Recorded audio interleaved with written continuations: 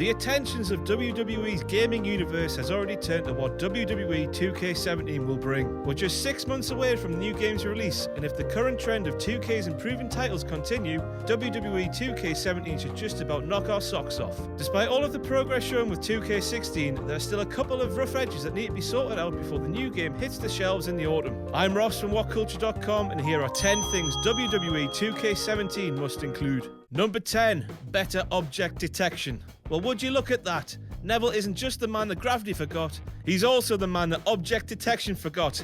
Ha ha ha ha ha ha. This is a problem that blights many games in general, so this gripe isn't reserved for 2K alone. It's still a problem that appeared all too regularly in 2K16 though, and really went a long way to spoiling the majority of stellar graphic work seen elsewhere in the game. 2K have reportedly failed to update their basic game engine since the days of SmackDown vs. Raw, meaning the new animations that have been added into the hair, cloth and other materials are still susceptible to some botched object detection. This happens in FIFA and stuff like that though, so it's okay though, it's not too bad. Arms going through turnbuckles, backs disappearing through the mats. Can we just have a virtual WWE universe with solid services please, 2K? Please. Number 9, a virtual currency to spend on DLC packs. You know what I hate? Spending more ducats on a game that I've already spent bare ducats on. I can't accept having to pay more money for features that should have been included in the game to begin with. I mean, why should we have to be paying more money to play as Los Matadores? Maybe 2K should be looking at FIFA, where you earn a virtual currency through playing matches and completing objectives that allow you to buy nice things. I know it doesn't really make a lot of business sense, but it would be best for business in the eyes of the fans, and that's all that matters. Number 8. Every member of the current roster included in the game. Well, I mean every single member of the roster around WrestleMania season, when all the character scans take place, but you know what I mean. Now I don't know about you, but I'm still a little bit miffed that we didn't get the 4 horsewomen in WWE 2K16. 2K claimed they didn't have time to get the ladies in, even though they were all established members of the NXT roster around WrestleMania season last year. That just seems a bit wrong, doesn't it? Especially when Samoa Joe, a man who made his NXT debut in May no less, got included in the Future Stars DLC pack.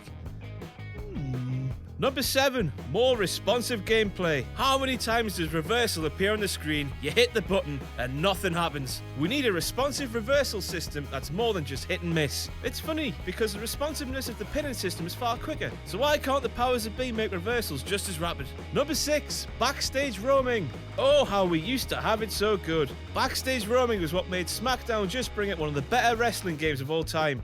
You could quite literally take a match anywhere you wanted. All you had to do was step on one of those little red arrows and you'd be off, teleporting here, there and everywhere. Today, diddly squat. Bring it back please 2K, it would be amazing. Number 5, more returning match types. 2K16 brought back a lot of the match types that were missing from the previous year, but there's still some way to go. The likes of Buried Alive, Casket, Ambulance, Inferno, Backstage Brawl, they're all still missing. I want to brutalize people. Number 4, more returns in the creation suite. You know, same formula here. Bring back, create a match type, create a finisher, and other popular features from years gone by. The massive scope of past creation suites is just what made them so great. We just need more in the modern day. We need more, we want more. I hope we get more. Number 3, Renee Young to be made into a human being again in my career. Ah! What's that? Where's Renee? What have you done with her? You spend hours and hours and hours sculpting Fandango's eyebrows, and Renee Young still looks like that. Like some sort of zombie robot complete with black teeth, Medusa's hair, and the personality of Roman Reigns. I mean, look at her in real life, she's lovely. Don't get me wrong, 2K16's My Career Mode is exactly what we wanted to see. Our own decisions meant that we took control of our own destinies. We created organic rivalries that we wanted to take part in. So let's hope we get more of that.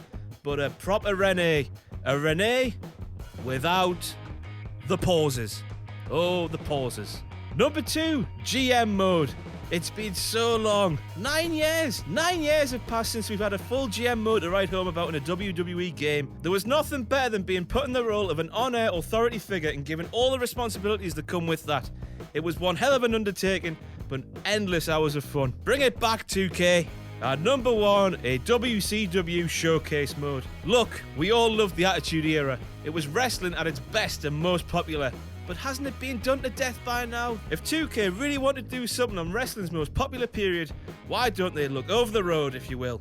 Why don't they do something about WCW? We all know that WWE bought out WCW. They own everything. It just makes sense. It would be really, really good. It's the proverbial elephant in the room, and until a WWE 2K game includes it, it's gonna be there.